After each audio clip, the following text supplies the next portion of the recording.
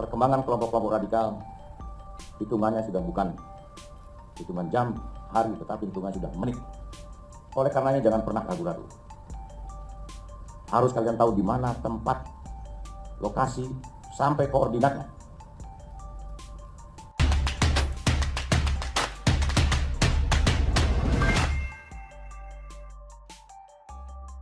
Tampaknya kadrun dendam akut pada Dudung Abdurrahman.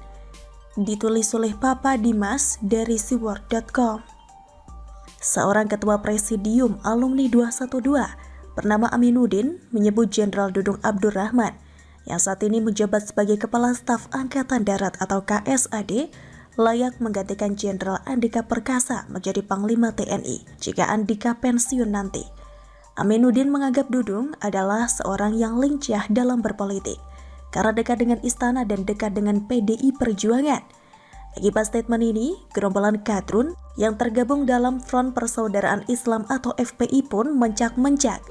Dalam akun Twitternya @dpp_LPI, mereka mempertanyakan maksud dari Aminuddin ini. Mereka menyebut Dudung hanyalah seorang spandukwan yang memimpin operasi penurunan spanduk Rizik Syihab saat masih menjadi Pangdam Jaya 2020 silam.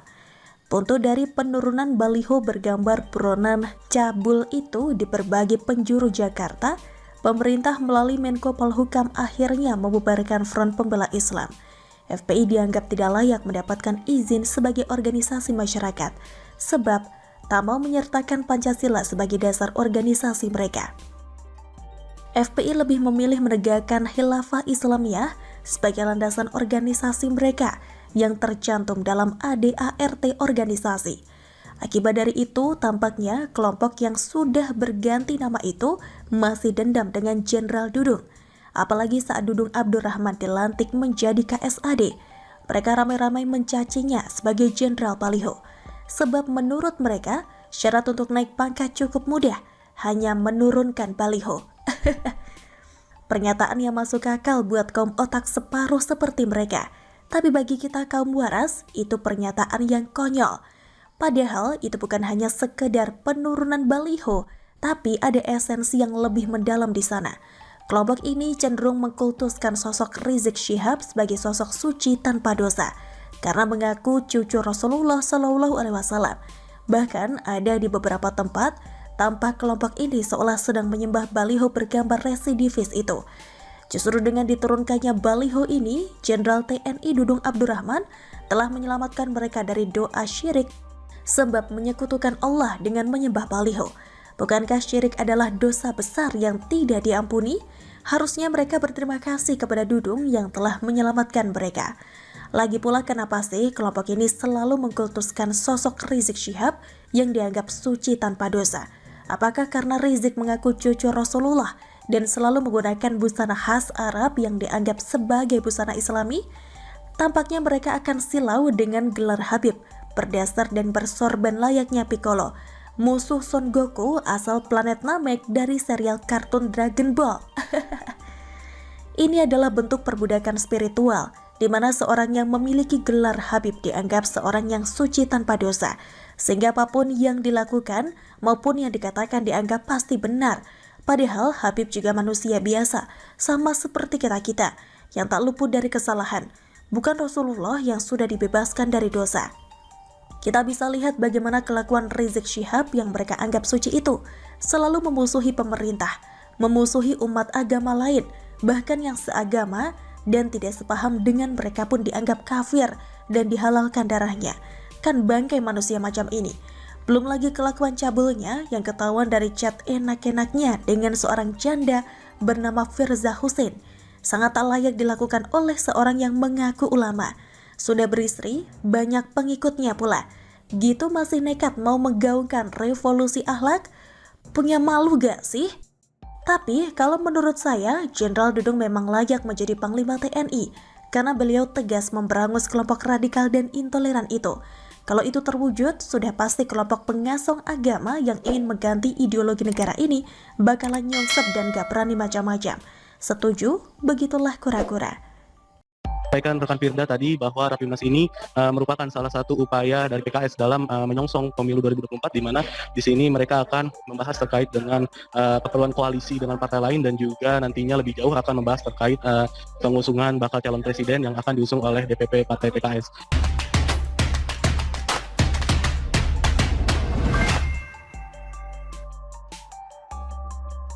Mau koalisi dengan Demokrat dan PKS? Gak takut jadi gurem? Ditulis oleh Cak Anton dari siword.com. Sebuah proses dalam kehidupan adalah proses mengasah diri. Karena itu akan membawa hikmahnya masing-masing. Dengan catatan, kita bisa mengambil hikmahnya. Perjalanan panjang bangsa pun seperti itu. Saat Nusantara lama, begitu mudah untuk digagahi karena tidak adanya persatuan setelah Majapahit runtuh. Keruntuhan yang disebabkan oleh terdegradasinya sistem, yang disebabkan oleh penokohan yang semakin lama semakin memudarkan kualitas seorang pemimpin atau raja dari generasi ke generasi. Pada akhirnya, kesamaan nasib membuat bangsa kita bisa kembali bersatu. Tokoh-tokoh baru seperti Soekarno, Hatta, dan lain sebagainya lebih mengutamakan sistem bersama-sama dengan membuat pilar-pilar kebangsaan untuk persatuan, sehingga membawa Indonesia menjadi negara yang merdeka karena kekokohan dari sebuah sistem yang sudah dipikirkan dengan baik lalu disepakati. Sebab hakikat atau takdir manusia itu tercipta berbeda dari sejak dulu kala. Manusia terlalu jumawa jika ingin mengubahnya. Yang perlu kita lakukan adalah menerima dan mengambil irisan tengahnya. Ketika Presiden Soekarno digantikan oleh Soeharto, pembatasan pun dibuat dengan sebutan Orde Lama dan Orde Baru. Batasan yang bisa dilihat dari perbedaan pandangan dan keputusan geopolitik. Hal itu diawali dari penandatanganan kerjasama oleh Presiden Soeharto dengan Amerika melalui Freeport yang dulu ditolak mentah-mentah oleh Presiden Soekarno. Meskipun begitu, pilar-pilar pemersatu dalam Pancasila tetap dijaga ketat oleh pemerintahan di bawah Soekarno. Tetapi sayangnya, demokrasi sebagai sistem yang mengasah kedewasaan berpikir serta berpolitik tidak diberikan ruang dengan baik. Padahal demokrasi dan Pancasila itu suatu kesatuan sistem. Jika salah satunya tidak dijaga dan diberi ruang, maka demokrasi Pancasila yang menjadi dasar negara kita tidak sempurna dan mudah goyah. Orde Baru pun tumbang karena ketidakbenaran menerapkan sistem demokrasi. Sistem yang sudah dipikirkan matang-matang melalui objektivitas yang tinggi oleh pendiri bangsa ini. Sistem yang sudah dipikirkan bisa menopang seluruh elemen bangsa ini yang penuh dengan perbedaan. Era reformasi pun kita masuki. Di awal-awal, orang-orang lama dalam Orde Baru masih begitu kuat tangannya, sehingga masih sulit lepas dari jeratan gurita Orde Baru